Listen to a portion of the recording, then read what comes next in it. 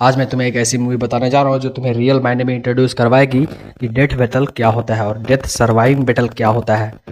जहाँ तुम सबको बचाते हुए तुम्हें सर्वाइव करना है। ना ही तुम्हारे पास खाने के लिए कुछ रहेगा, ना ही तुम्हारे पास पानी रहेगा और ना ही पर तुम्हारे पास आग रहेगा, और तुम फंसे हुए एक माउंटेन में जहाँ कर -30 डिग्री सेल्सियस का ठंडी है, जहाँ तुम मर भी सकते हो अगर तुम्हारे पास स्वेटर नहीं है, कपड़े नहीं है या फिर तुम्हारे आसमान पे छत नहीं है। तो क्या होता है जब दुनिया आपको मरने के लिए छोड़ देती है?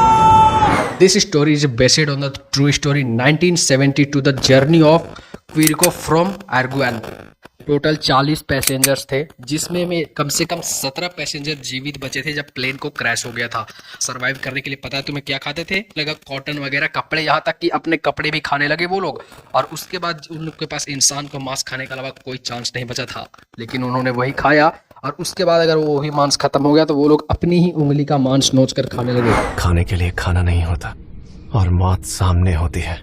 उन लोगों चमड़े खाए, बेल्ट खाया और सीट कवर तक भी खा गए। लास्ट में उन लोगों के पास इंसानों के मांस खाने के अलावा कोई चांस नहीं था। इसीलिए मैं कहता हूँ कि हमारा सनातन धर्म सबसे बेस्ट है।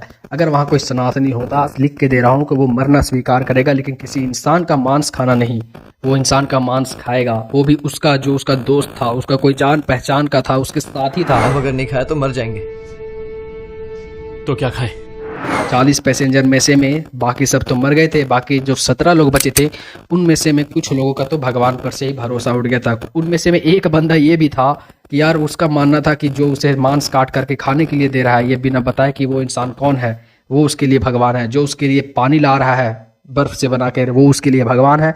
जो उसका ख्याल रख रहा है वो उसके लिए भगवान है। और जो भी उसे के लिए जिंदा बच के निकलने का हर एक मुमकिन कोशिश कर रहा है वो उसके लिए भगवान है। तुम्हें दूसरों के लिए चलना पड़ेगा। एट द मूवी का एंड में तुम्हें पता चलेगा कि 72 दिनों के बाद 14 लोग जिंदा बचे थे जो कि सरवाइव कर पाए। वो लोग घर तो आ गए, लेकिन जो उन लोग की बॉडी में दाग लगी थी, जो उन लोग के शरीर में जख्म लगे थे, वो तो कुछ दिनों के बाद भर गए, उनके शरीर का दाग धुल गया। लेकिन जो अपने दोस्त यार लोगों का जो मांस खाए थे, उनकी आत्मा में भी एक काफ़ी प्रभाव पड़ा। उन लोगों की आत्मा में एक जख्म सा लग गया था जो कभी ठीक नहीं हो सकता था। तुम इमेजिन करो, तुम बचपन से जवानी तक जिसके साथ हंसे खेले कूदे हो, एक ऐसी सिचुएशन आ जाए कि तुम्हें उसी का मांस खाना पड़े, तो तुम क्या उससे सर्वाइव करने के बाद घर आने के बाद कोई दोस्त बना पाओगे? सोचो तुम इस बात को जरा गौर से। खैर, इस मामले में हम एक तुच्छ सा इंसान है जो कुछ नहीं बोल सकते हैं, क्योंकि जिंदगी कब कहाँ किस मोड़ पे कौन सा रंग दिखा दे, किस सिचुएशन में हमें डाल दे, क्या करना पड़ जाए, ये कुछ किसी को नहीं।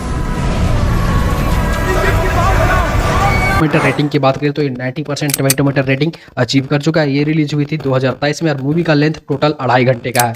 इस मूवी में मतलब टोटल बताया जाएगा कि उस जर्नी से लेकर उस जर्नी में उन्होंने क्या सिचुएशन का सामना किया, घर आने के बाद उनके पास क्या फील हुआ, कितने मीडिया प्रेशर से, लेकिन वो लोग बोले तो बोले क्या, उनकी आत्मा तो उधर ही मर गई थी, वो लोग जिंदा बच के आ गए। कुछ लोगों को लग रहा था ये चमत्कार है, लेकिन ये चमत्कार नहीं था। उन लोगों ने हार नहीं माना, हर एक सिचुएशन को फेस किया और अपने आप को किसी भी हालत में जिंदा रखा, उसका ये परिणाम था। चलो मिलते हैं नेक्स्ट वीडियो पे, तब तक के लिए बाय बाय।